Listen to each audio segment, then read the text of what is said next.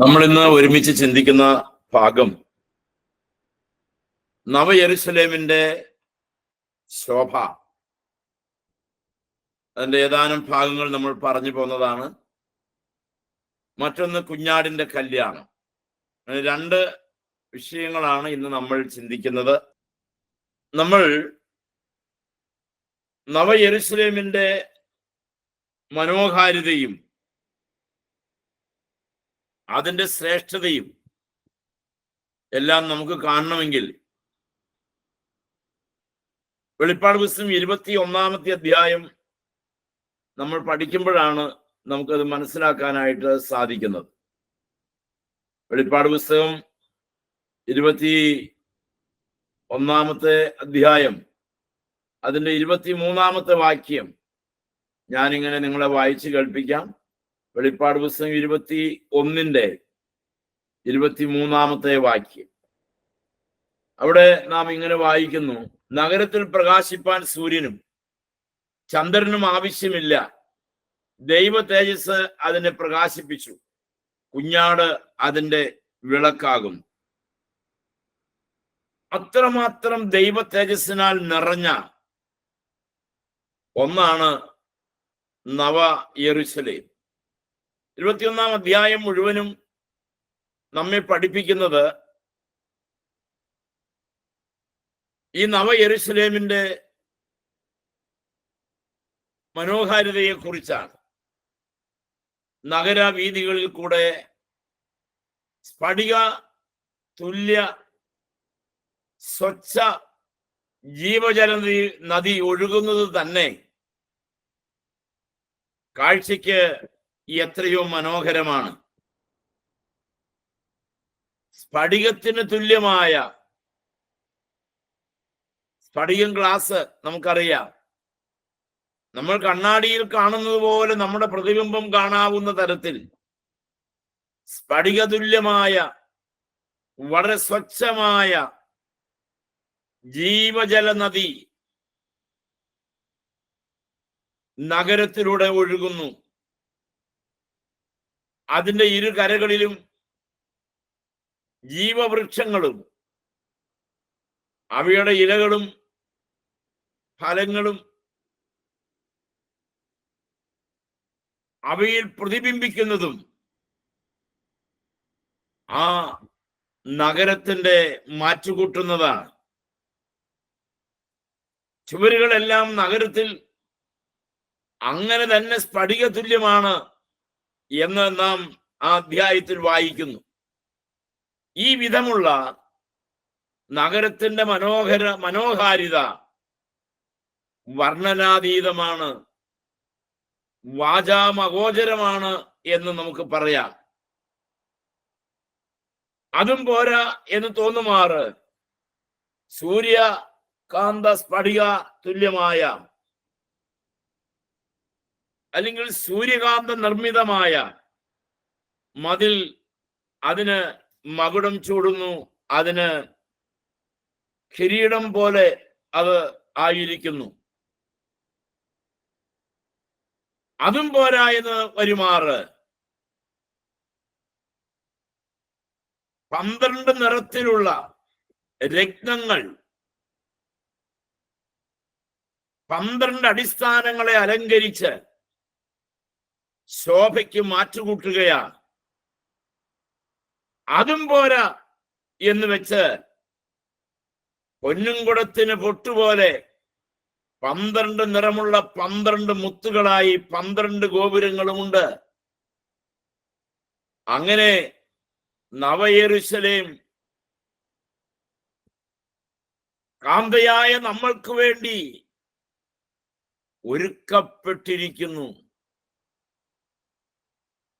ഇതിനെയെല്ലാം തിളങ്ങിക്കുന്ന ഒന്ന് സൂര്യശോഭയല്ല, ദൈവ തേജസ്സാണ്.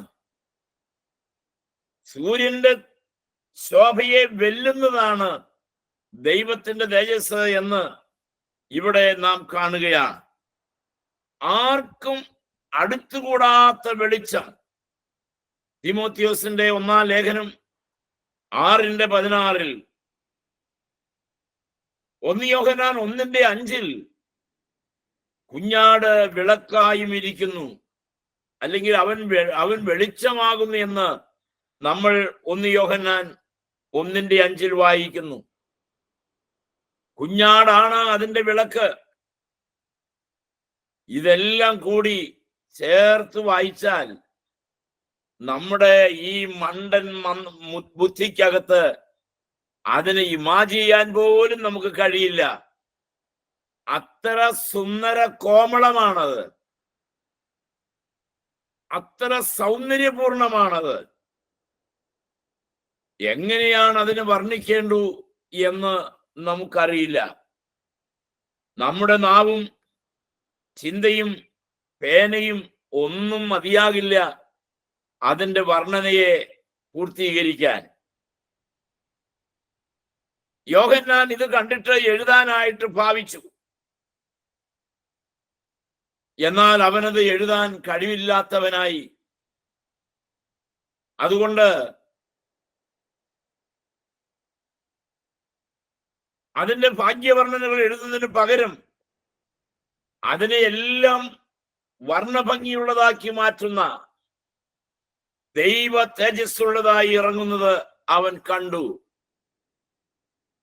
യെരൂശലേം നഗരം സ്വർഗത്തിൽ നിന്ന് ദൈവത്തിന്റെ തേജസ്സോടെ ഇറങ്ങി വരുന്നത് യോഹന്നാൻ കണ്ടു. അതിന്റെ ജ്യോതിസ് ഏറ്റവും വലിയ രത്നത്തിന് തുല്യമായി സ്ഫടിക സ്വച്ഛതയുള്ള സൂര്യകാന്തം പോലെയായിരുന്നു. രത്നങ്ങളിൽ രാജ്ഞി എന്നറിയപ്പെടുന്ന സൂര്യകാന്തത്തിന് തുല്യമായിരുന്നു അതിൽ ഉപയോഗിച്ചിരിക്കുന്ന മനോഹരമായ രത്നക്കല്ലുകൾ. രത്നഖചിതമാണ് നവയെരൂശലേം. 21:10-11 വാക്യങ്ങൾ നിങ്ങൾ സൗകര്യം പോലെ നോക്കണേ. ചുരുക്കി പറഞ്ഞാൽ ദൈവ തേജസ്സിനേക്കാൾ വലുത് ഒന്നുമില്ല.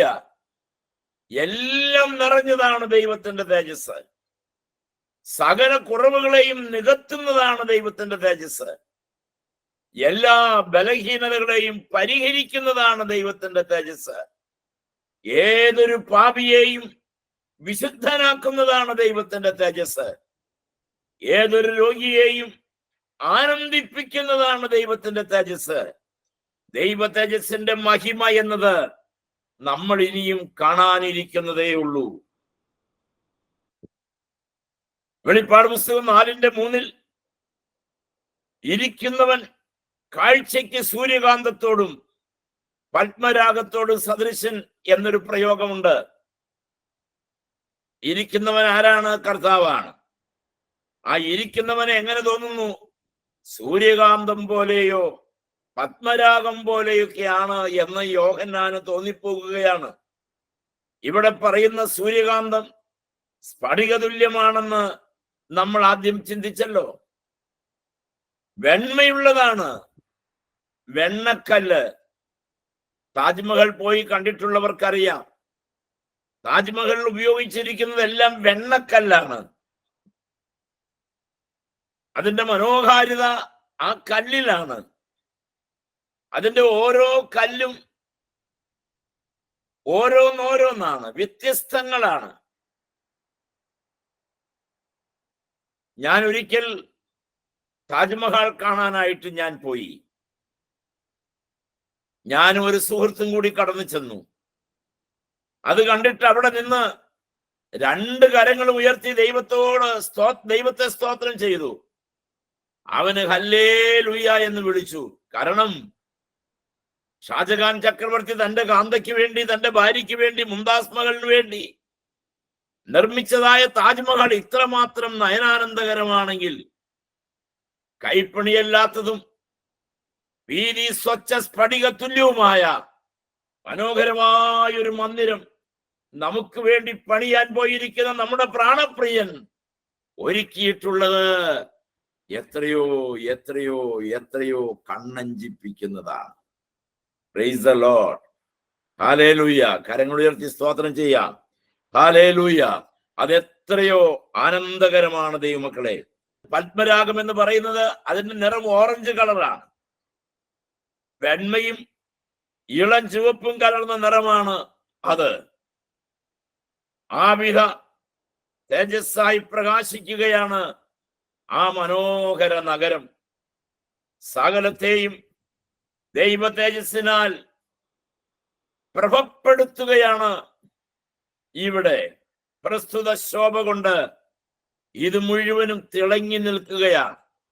എത്ര സുന്ദരമാണ്! ഞാനിത് പറഞ്ഞും വർണ്ണിച്ചും പോകുമ്പോൾ ഹൃദയത്തിൽ ഓർക്കണം, അത് എൻ്റെ സ്വന്തം ഭവനമാണേ. Price the Lord. അതെന്റെ സ്വന്തം ഭവനമാണേ. നമ്മൾ ചെന്ന് പാർക്കാനുള്ള ഇടമാണേ അത്. ദൈവത്തിന് നന്ദിയോടെ സ്തോത്രം. ഈ മനോഹാരിത ഒന്ന് മനോദർപ്പണത്തിൽ വരുത്താമെങ്കിൽ, അല്ലെങ്കിൽ നമ്മുടെ മനോമുഖരത്തിൽ വരുത്തുക. അങ്ങനെ ഒരു നിമിഷം ധ്യാനിച്ചാൽ, പ്രൈസ് ദി ലോർഡ്, ഈ മനോഹാരിത ഒരു നോക്കിന് ഗതിയില്ലാതെ പറമ്പിൽ കിടന്ന നമ്മൾക്ക്, പാപത്തിൽ ജീവിച്ചു വന്ന നമ്മൾക്ക്, കാൽവറിയിൽ പിടഞ്ഞു മരിച്ച കർത്താവ് പ്രോമിസ് ചെയ്തിട്ട് പോയിട്ടുള്ളതാണ് ഈ മനോഹര നഗരം. ദൈവത്തിന് സ്തോത്രം. ഒരുപക്ഷെ നമുക്ക് തോന്നിയേക്കാം, ഇങ്ങനെയുള്ളതിന് പിന്നെ എന്തിനാണ് ഇനി അലങ്കാരം? ശുദ്ധമായ തേനിൽ വീണ്ടും പഞ്ചസാരയിട്ട് അതിനെ ഇരട്ടി മധുരമാക്കി അങ്ങനെ ചേർത്തെടുക്കണമെന്നുണ്ടോ? ഒറിജിനലായിരിക്കുന്ന മധുരം, അതാണ് യഥാർത്ഥ തേന്റെ മധുരം. ഈ പ്രതീതി ഒറിജിനലായി സ്വർഗീയമായ തേജസ്സിനകത്ത് നമ്മൾ പ്രവേശിക്കും. Price the Lord. ദൈവത്തിന് നന്ദിയോടെ സ്തോത്രം.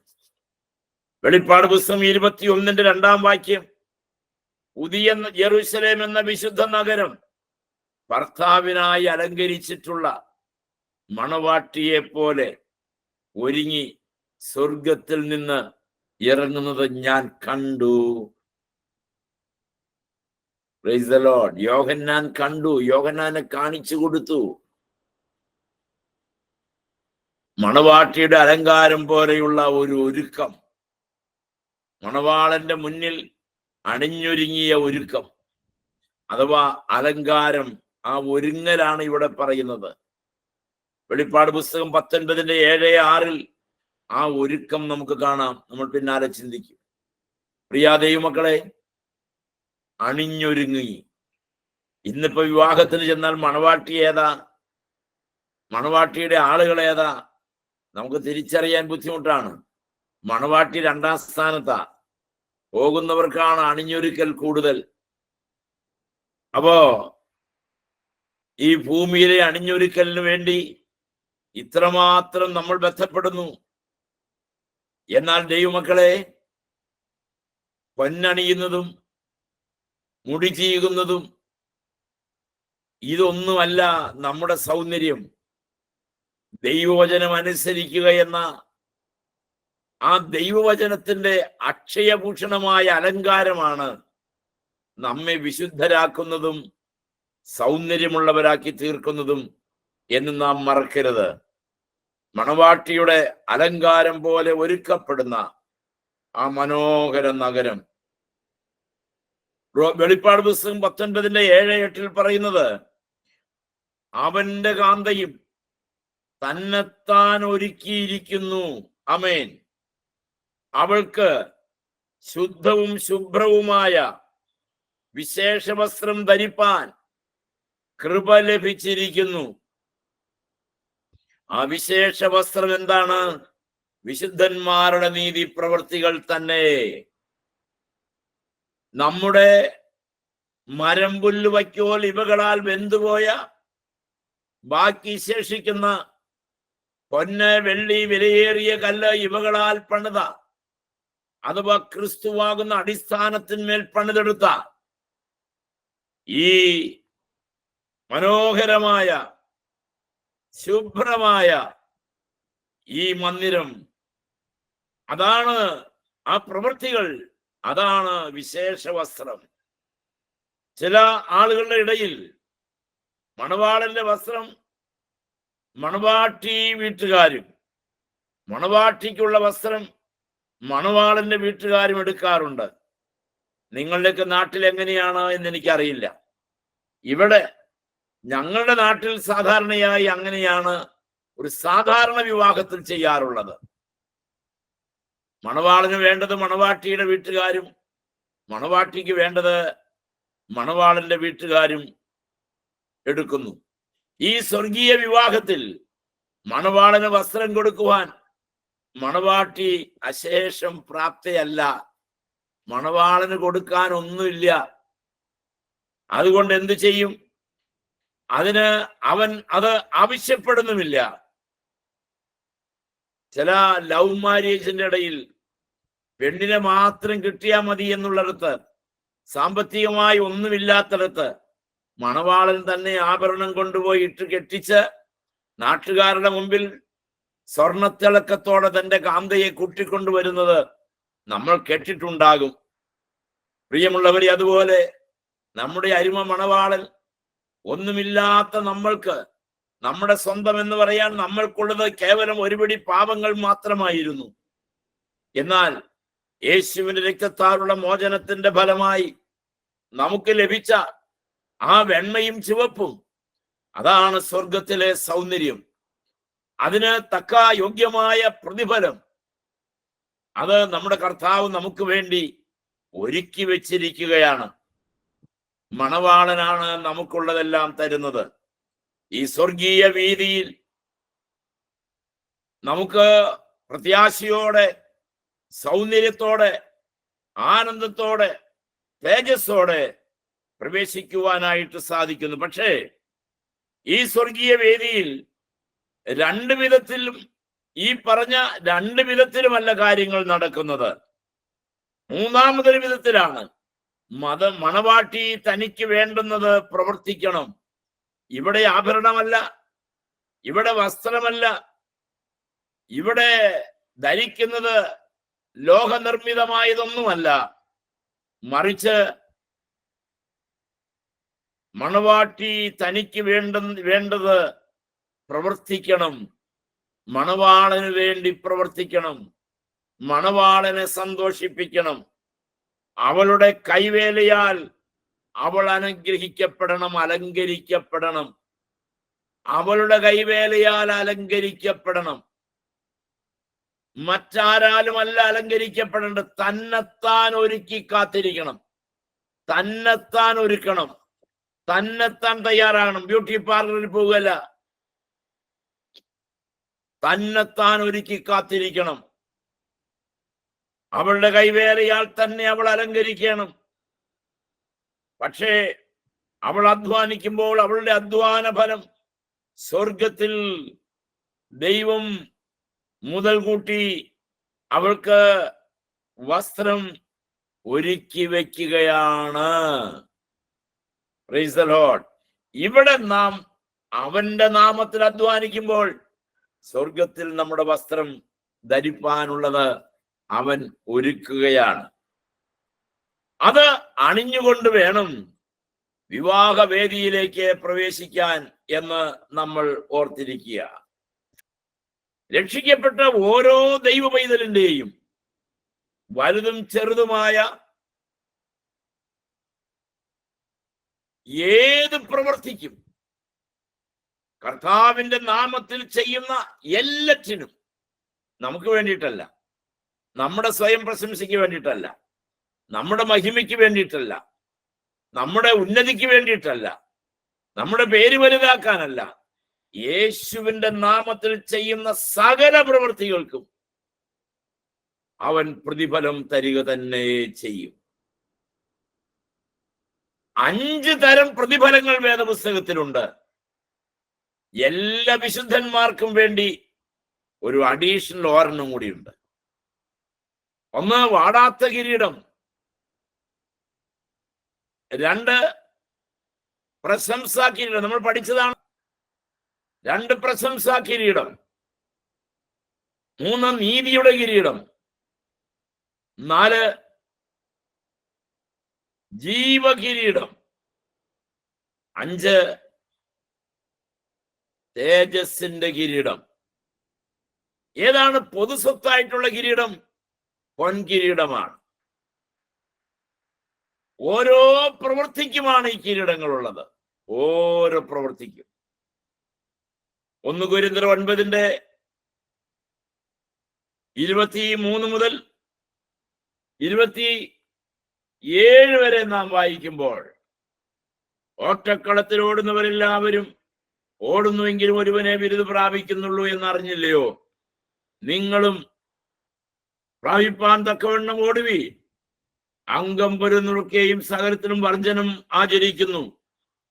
അതോ അവർ വാടുന്ന കിരീടവും നാം വാടാത്ത കിരീടവും പ്രാപിക്കും. 1 തെസ്സലോനിക്കർ 2:19 നമുക്ക് വായിച്ചാൽ, നമ്മുടെ കർത്താവായ യേശു ക്രിസ്തുവിന്റെ മുൻപാകെ അവന്റെ പ്രത്യക്ഷതയിൽ ഞങ്ങളുടെ ആശയോ സന്തോഷമോ പ്രശംസാ കിരീടമോ. 3 ഫിലിപ്പിയ ലേഖനം 4:1-2 ഇങ്ങനെ നാം വായിക്കുന്നു, അതുകൊണ്ട് എന്റെ പ്രിയരും വാഞ്ചിതരുമായ സഹോദരന്മാരെ, എന്റെ സന്തോഷവും കിരീടവുമായുള്ളവരെ, ഇങ്ങനെ കർത്താവിൽ നിലനിൽപ്പീൻ. പ്രിയമുള്ളവരെ, കർത്താവിൽ ഏകചിന്തയോടെ ഇരിപ്പാൻ ഞാൻ യുവതിയെയും സിന്ധയെയും പ്രേരിപ്പിക്കുന്നു. പ്രശംസാ കിരീടം. നിങ്ങളല്ലയോ എന്റെ പ്രശംസാ കിരീടം. 2 തീമോഥെയോസ് 4:7-8 ഇങ്ങനെയാണ്, ഞാൻ നല്ല പോർ പൊരുതു, ഓട്ടം തികച്ചു, വിശ്വാസം കാത്തു, ഇനി നീതിയുടെ കിരീടം. മറ്റൊന്ന് യാക്കോബ് 1:12, പരീക്ഷ സഹിക്കുന്ന മനുഷ്യൻ ഭാഗ്യവാൻ, അവൻ കൊള്ളാകുന്നവനായി തെളിഞ്ഞ ശേഷം കർത്താവ് തന്നെ സ്നേഹിക്കുന്നവർക്ക് വാഗ്ദത്തം ചെയ്ത ജീവകിരീടം പ്രാപിക്കും. ജീവകിരീടം പ്രാപിക്കും. വെളിപ്പാട് 2:10, നീ സഹിപ്പാനുള്ളത് പേടിക്കേണ്ട, നിങ്ങളെ പരീക്ഷിക്കേണ്ടതിന് പിശാച് നിങ്ങളിൽ ചിലരെ തടവിലാക്കുവാൻ പോകുന്നു. 10 ദിവസം നിങ്ങൾക്ക് ഉപദ്രവമുണ്ടാകും. മരണപര്യന്തം വിശ്വസ്തനായിരിക്കുക, എന്നാൽ ഞാൻ ജീവകിരീടം നിങ്ങൾക്ക് തരും. വെളിപ്പാട് 4:4 വായിക്കുമ്പോൾ കാണാം പൊൻകിരീടം. 1 പത്രോസ് 5:4, എന്നാൽ ഇടയ ശേഷം പ്രത്യക്ഷനാകുമ്പോൾ നിങ്ങൾ തേജസ്സിന്റെ വാടാത്ത കിരീടം പ്രാപിക്കും. അപ്പോ അവരുടെ ജീവിതവും പ്രവൃത്തിയും അനുസരിച്ച് പ്രതിഫലങ്ങൾ പ്രാപിക്കുന്നു. അതാണ് നമ്മളുടെ അലങ്കാരം. ഇപ്പൊ നമ്മൾ ശരിക്കും ഇവിടെ ചെയ്യുന്ന പ്രവൃത്തികൾ എന്താണ്? നമ്മൾ നമ്മളെ തന്നെ അന്നത്തേക്ക് വേണ്ടി, ആ കൂടാര പ്രവേശനത്തിന് വേണ്ടി നമ്മൾ നമ്മളെ തന്നെ ഒരുക്കുകയാണ്. ഓരോരുത്തരുടെയും പ്രവൃത്തികൾക്കുള്ള പ്രതിഫലം അവരവർക്ക് കിട്ടും. നമ്മൾ അന്ന് അതിനെ കുറിച്ച് വളരെ ഗൗരവമായി ചിന്തിച്ചു. എനിക്ക് കിട്ടുന്ന പ്രതിഫലം ഏതാണ്? ഇതൊക്കെ നമ്മൾ അന്ന് പറഞ്ഞ് ചിന്തിച്ചും ആ കാര്യങ്ങളെ ഓർക്കുകയും ധ്യാനിക്കുകയും പഠിക്കുകയൊക്കെ നമ്മൾ ചെയ്തതാണ്.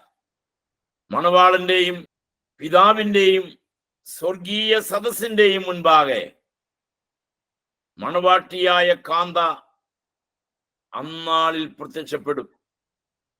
പിതാവിന്റെയും മണവാളന്റെയും സ്വർഗീയ സദസ്സിന്റെയും മുൻപാകെ വിവിധങ്ങളായ വസ്ത്രവിഭൂഷതയായി കിരീടങ്ങളെ പ്രാപിച്ച് നമ്മൾ പിതാവിന്റെയും പുത്രന്റെയും സ്വർഗീയ സദസ്സിന്റെയും മുൻപിൽ ഒരു ദിവസം ഹാജരാകും.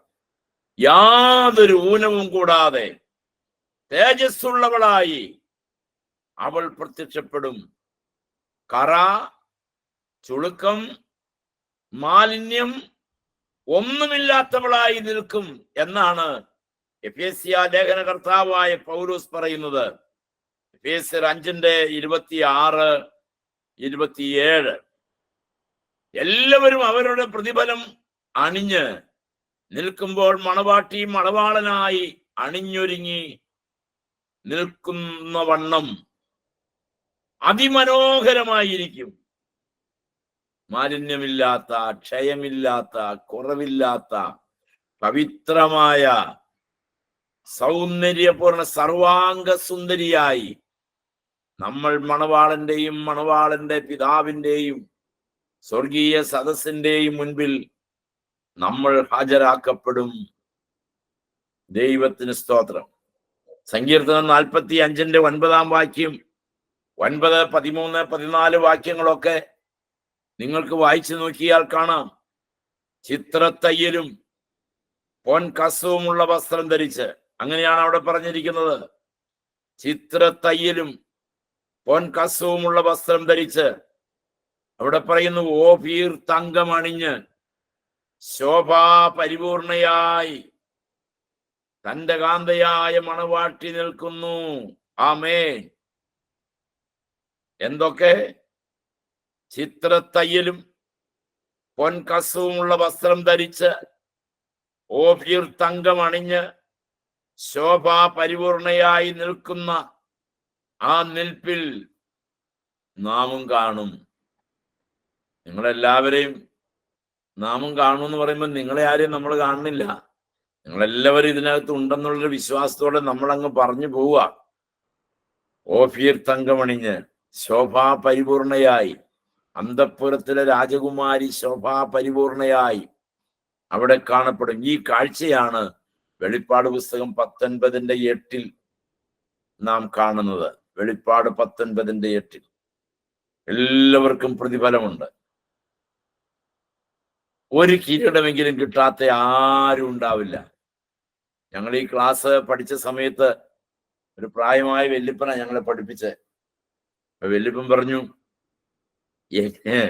എങ്ങനെയെങ്കിലും ഉരുണ്ട് അവിടെ കയറി പറ്റിയാൽ മതിയായിരുന്നു. സ്വർഗത്തിൽ ചെന്നേച്ച് തെണ്ടി നടന്നാലും കുഴപ്പമില്ലായിരുന്നു, അവിടെ ഒന്ന് കയറി പറ്റിയ മതിയാർന്നൊക്കെ പറഞ്ഞ് ഞങ്ങളെ ഇങ്ങനെ രോമാഞ്ചം കൊള്ളിപ്പിച്ചതൊക്കെ ഞങ്ങൾക്കറിയാം. ദൈവമക്കളെ, നിശ്ചയമായും സ്വർഗീയ മഹിമകൾ അത് നമ്മൾ പ്രാപിക്കാതിരിക്കാൻ വേണ്ടി ഈ ലോകത്തിന്റെ പ്രഭുവായ സാത്താൻ അലറുന്ന സിംഹം പോലെ നമുക്ക് ചുറ്റും മഹാപരാഭവത്തോടെ നടക്കുമ്പോൾ പതറിപ്പോകാതെ കർത്താവിന്റെ പക്ഷത്ത് നമ്മൾ ഉറച്ചു നിന്നോളണം. വീണു പോകരുത്, തളർന്നു പോകരുത്. ഓരോരുത്തരുടെയും പ്രതിഫലം അവരവർ അണിഞ്ഞ് അങ്ങനെ കോടാനുകോടി വിശുദ്ധന്മാർ ഒരുമിച്ച് നിൽക്കുമ്പോൾ ഒരു കന്യക അണിഞ്ഞൊരുങ്ങി നിൽക്കുന്നത് പോലെ ഒരുമിച്ച് വെളിപ്പെടും. ഇൻഡിപെൻഡൻസ് ഡേക്ക് നമ്മളുടെ പട്ടാളക്കാരുടെ മാർച്ച് ഒരു സൈഡിൽ നിന്ന് നോക്കിയാൽ നമുക്ക് തോന്നും അവർ ഒറ്റയാള് തന്നെ മാർച്ച് ചെയ്യണമെന്ന്. അത്ര മനോഹരമാണ് ആ മാർച്ചിങ്. പ്രിയപ്പെട്ടവരെ, നമ്മൾ കോടിക്കണക്കിന് കർത്താവിന്റെ മണവാട്ടിയായിട്ടുള്ള അംഗങ്ങൾ ഒരുമിച്ച് നിൽക്കുമ്പോൾ സ്വർഗം കാണുന്നത് ഒരു കന്യകയായിട്ടാണ്, ഒരു മണവാട്ടിയായിട്ടാണ്. പലരായ നമ്മൾ പല അവയവങ്ങളാണെങ്കിലും കർത്താവിന്റെ കണ്ണിന്റെ മുമ്പിൽ നമ്മൾ ഒന്നാണ്, നമ്മൾ ഒരു അവയവമാണ്.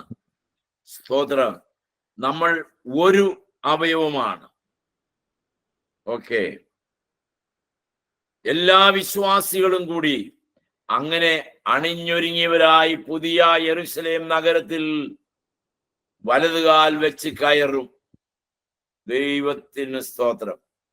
അതും അലങ്കരിച്ചൊരുക്കപ്പെട്ടതാണ് ആ നഗരം. വെളിപ്പാട് പുസ്തകം 19:8 വെളിച്ചത്തിലും അത്ര മനോഹരമായ വെളിച്ചത്തിലേക്ക് നമ്മൾ തേജസ്സോടെ പ്രവേശിക്കും. കർത്താവ് പറഞ്ഞു, ഞാൻ നിങ്ങൾക്ക് ഒരു സ്ഥലം ഒരുക്കുവാൻ പോകുന്നു. ഇത് നമ്മുടെ കർത്താവ് നമ്മളോട് അരുളി ചെയ്തതാണ്. താൻ കള്ളവും അതിശയോക്തിയും ഒന്നും പറയില്ലല്ലോ. അതൊന്നും കർത്താവ് പറയാറില്ല. തമാശ പറയാറില്ല, കള്ളം പറയാറില്ല, ഫോഷ്ക്ക് പറയാറില്ല, അതിശയോക്തി പറയാറില്ല. അവൻ പറയുന്നത് സത്യമായിരിക്കും. ഉവ്വ എന്ന് പറഞ്ഞാൽ ഉവ്വ എന്നും, ഇല്ല എന്ന് പറഞ്ഞാൽ ഇല്ല എന്നുമാണ്. അങ്ങനെ പറഞ്ഞ് ശിഷ്യന്മാരെ അവൻ ആശ്വസിപ്പിച്ചു. ഞാൻ നിങ്ങൾക്ക് വേണ്ടി പോവുകയാണ്, ഞാൻ വന്നത് നിങ്ങൾക്ക് വേണ്ടിയിട്ടാണ്, ഞാൻ പോകുന്നതും നിങ്ങൾക്ക് വേണ്ടിയിട്ടാണ്. നിങ്ങൾക്കൊരു സ്ഥലം ഒരുക്കുവാൻ ഞാൻ പോകുകയാണ്. ഒരുക്കുക എന്ന പദത്തിന് 3 അർത്ഥം ഉണ്ട്. ഒന്നാമത്, ഒരുക്കുക എന്നുള്ളതിന് ഒന്നാമത്തെ അർത്ഥം ഇല്ലാത്ത ഒന്നിനെ പണിയുക എന്നാണ്. ആ അർത്ഥത്തിൽ അത് ഉപയോഗിച്ചിരിക്കുന്നത് യോഹന്നാൻ 14:2-3 ആണ്. ഇല്ലാത്ത ഒന്നിനെ പണിയുക എന്ന അർത്ഥത്തിലാണ്. രണ്ടാമത്, ഉള്ള ഒന്നിനെ അലങ്കരിക്കുക എന്നതാണ്. മൂന്നാമത്തേത്, ഇല്ലാത്ത ഒന്ന് നിർമ്മിച്ച് അതിനെ അലങ്കരിച്ച് മനോഹരമാക്കുക. ഒരുക്കുക എന്നുള്ള പദത്തിന് 3 അർത്ഥം ഉണ്ട്. ഒന്ന്, ഇല്ലാത്ത ഒന്നിനെ പണിയുന്നത്. 2, ഉള്ള ഒന്നിനെ അലങ്കരിക്കുന്നത്. 3, ഇല്ലാത്ത ഒന്ന് നിർമ്മിച്ച് അതിനെ അലങ്കരിച്ച് മനോഹരമാക്കുന്നതാണ് മൂന്നാമത്തേത്. യോഹന്നാൻ 14:2-3, വെളിപ്പാട് 21:2. ഇവിടെ ഈ വാക്കുകൾ നമുക്ക് കാണുവാനായിട്ട് സാധിക്കുന്നു. ഒരുക്കുക, അലങ്കരിക്കുക എന്നീ 2 വാക്കുകൾ മാറി മാറി ഇവിടെ ഉപയോഗിച്ചിട്ടുണ്ട്. ഒരുക്കുക എന്നുള്ളതിന് ഉപയോഗിച്ചിട്ടുള്ള ഗ്രീക്ക് പദം ഹെറ്റൈ മഡ്സോ, HETIMADSO,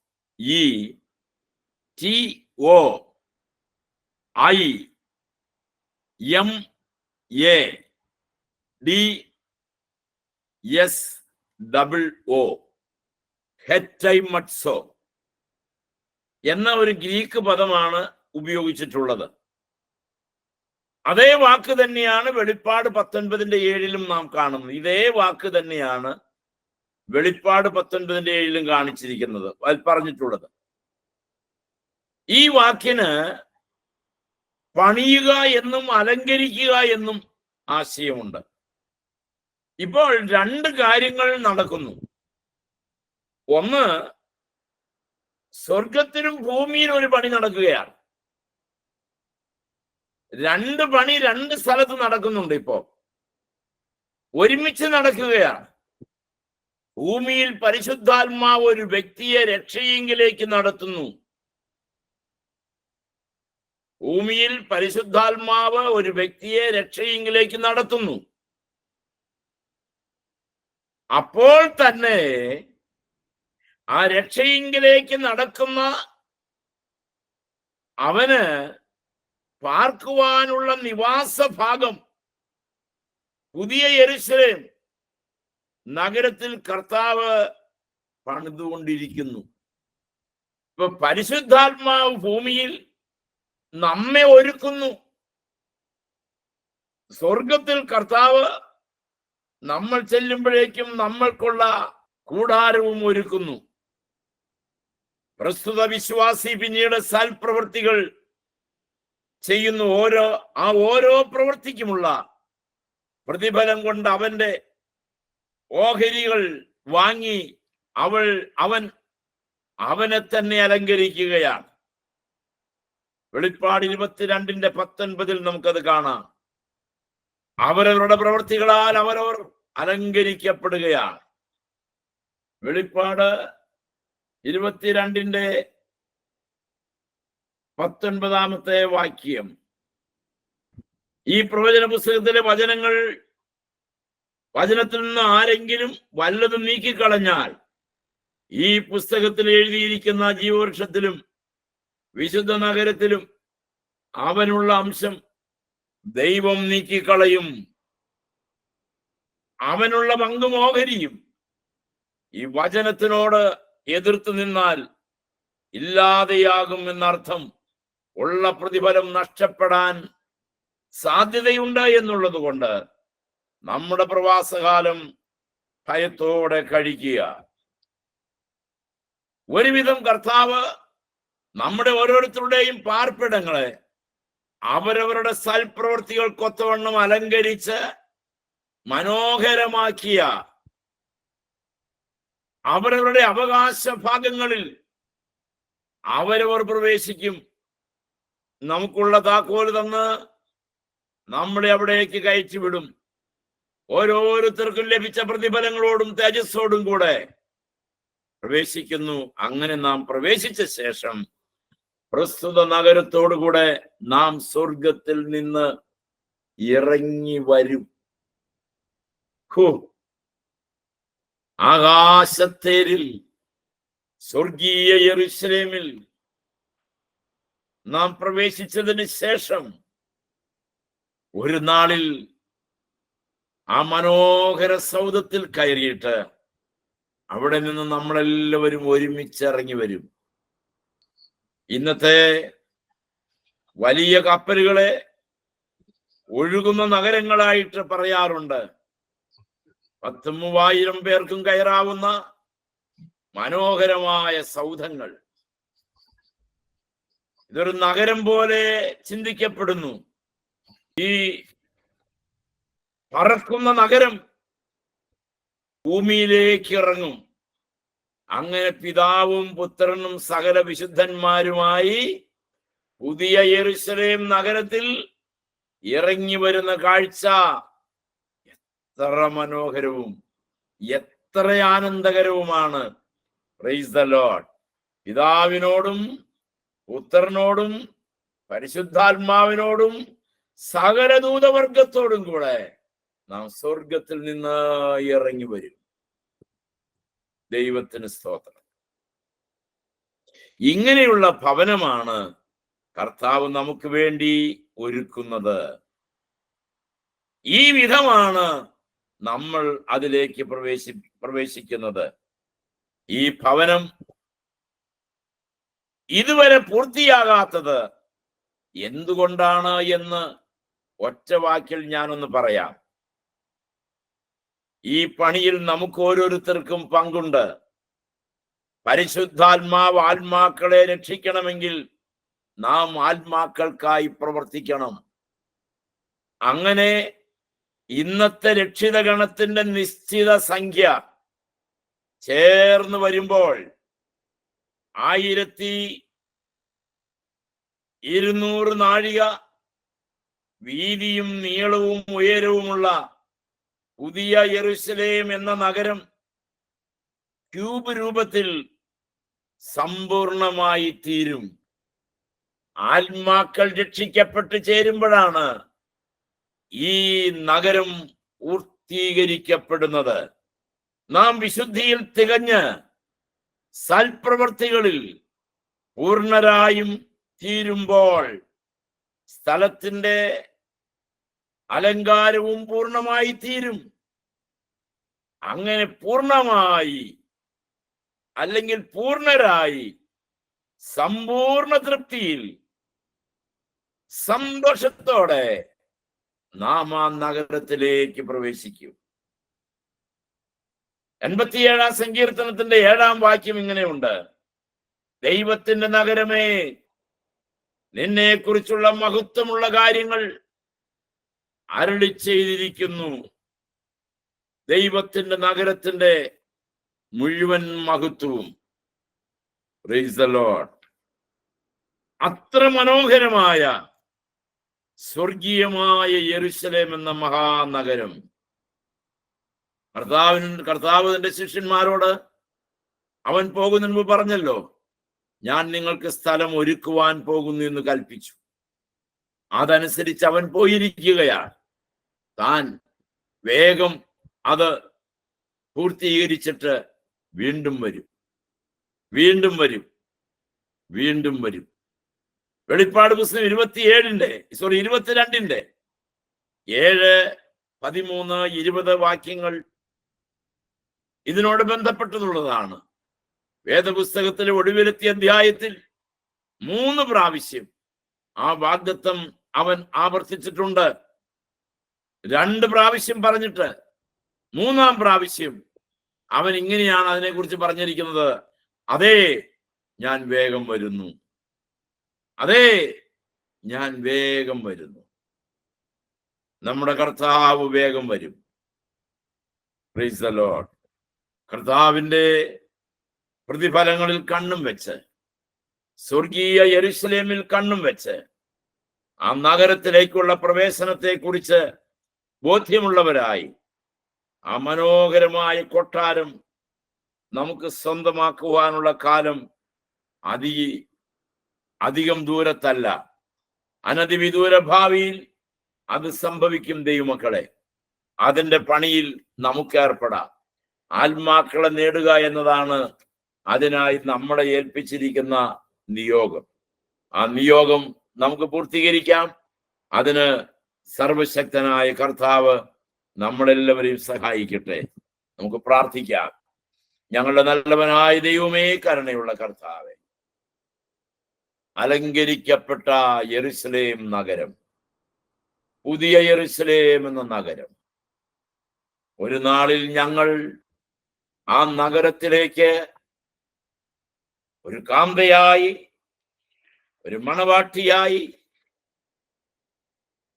ഒരു കന്യകയായി ഞങ്ങളും അതിലേക്ക് പ്രവേശിക്കുന്ന ഒരു ദിവസമുണ്ടല്ലോ.